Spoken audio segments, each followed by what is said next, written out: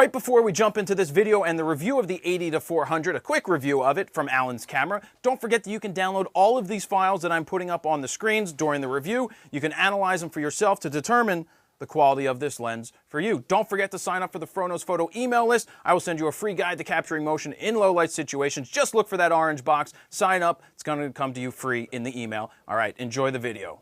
Jared Polin, FronosPhoto.com, here at Alan's camera to take a look at the Nikon 80-400.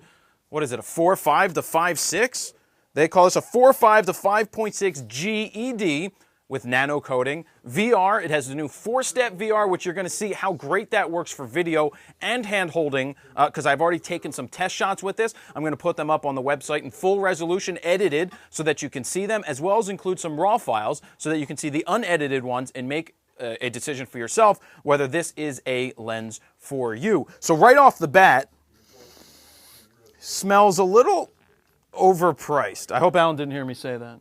Alan, did you hear me say that? He did hear me say that. He's not going to like it, but Nikon's going to like what I'm going to say after it. Yes, it's overpriced at $2,700, but it is a fantastic lens. It is extremely sharp. The video quality is great. The still images that come out of it's great. The 4-stop VR is great, but it's $2,700. You could almost get a 70-200 2.8 and save $500. You could almost spend a little bit more and get a 300 2.8 used somewhere, possibly here. That is not in the question here. Let's talk about this lens, and if you were to pick it up, who is it for? It's a nice range at 80-400. If you're a birder, if you're a backpacker, if you're somebody who does a lot of traveling and wants to take a light lens that's going to give them a ton of zoom range, then this lens is going to do that. If you can afford it, it's going to do perfectly fine. It's going to do great on the outdoor range. It goes to like f40. So talk about landscapes at f40 if you want to pull that off. Even if you put it on a DX body, you're getting even more bang for your buck. Instead of 400, what's it, a 560 millimeter lens at that point?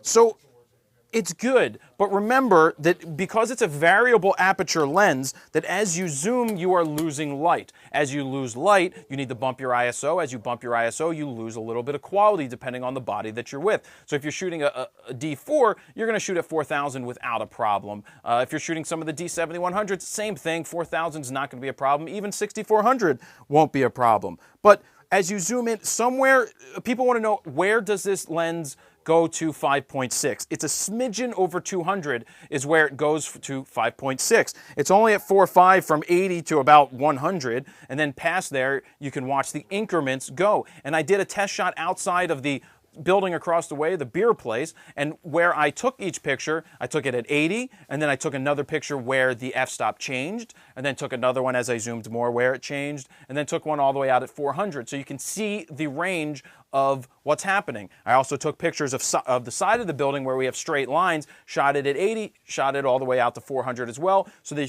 you can see how it handles the lines, how the edges turn out, and then I shot video of it. I did some close focusing. You can't get too close.